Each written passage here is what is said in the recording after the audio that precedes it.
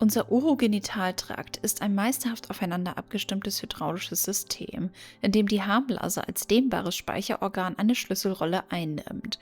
Normalerweise fasst die Blase eines Erwachsenen zwischen 300 und 500 Milliliter Urin, bevor das Nervensystem ein klares Signal zur Entleerung an das Gehirn sendet. Doch in der modernen Urologie zeigt sich ein schleichendes, oft unterschätztes Phänomen, die chronisch vergrößerte Blase. Diese pathologische Dehnung entsteht meist über Monate oder Jahre hinweg, wenn der Abfluss des Urins blockiert ist, etwa durch eine vergrößerte Prostata, Engstellen in der Harnröhre oder neurologische Störungen, bei denen die Signalleitung zwischen Blase und Gehirn streikt.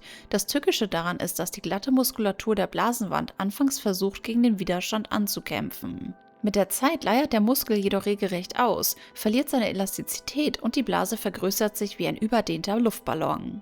Nummer 1. Wenn die Entleerung unvollständig bleibt.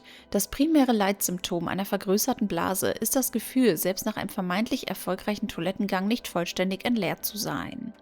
Da der Blasenmuskel durch die chronische Überdehnung ausgeleiert ist, besitzt er nicht mehr die nötige Kontraktionskraft, um den Urin vollständig auszutreiben. Es verbleibt eine erhebliche Menge an sogenanntem Restharn in der Blase. Betroffene spüren oft schon wenige Minuten nach dem Toilettengang erneut den Drang, sich erleichtern zu müssen, da das Organ permanent zu einem großen Teil gefüllt bleibt.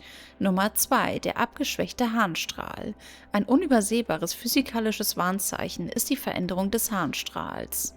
Bei einer gesunden, elastischen Blase sorgt der Muskel für einen kräftigen, kontinuierlichen Strahl. Ist die Blase jedoch vergrößert und erschlafft, bricht dieser hydraulische Druck komplett ein. Der Harnstrahl wird dünn, schwach, tröpfelt oft nur noch und der Entleerungsvorgang dauert deutlich länger.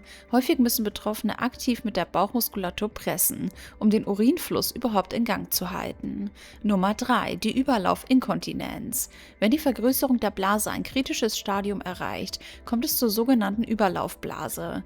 Das Organ ist dann so prall mit Urin gefüllt, dass der Inndruck den Verschlussmechanismus der Harnröhre einfach mechanisch überwindet.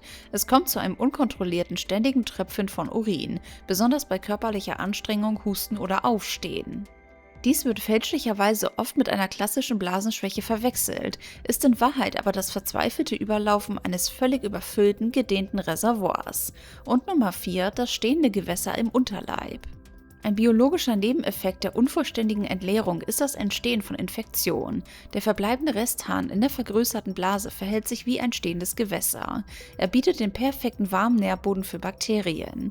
Wenn du ohne ersichtlichen Grund unter ständig wiederkehrenden, schmerzhaften Blasenentzündungen leidest, brennenden Schmerz beim Wasserlassen spürst oder der Urin plötzlich stark riecht und trüb wird, deutet dies darauf hin, dass alte Urinbestände im überdehnten Organ mikrobiell umkippen. Möchtest du jetzt noch wissen, welche häufigen Symptome von Darmkrebs jeder ignoriert? Dann schau dir unbedingt das Video an, welches wir dir an dieser Stelle verlinken. Klicke direkt drauf.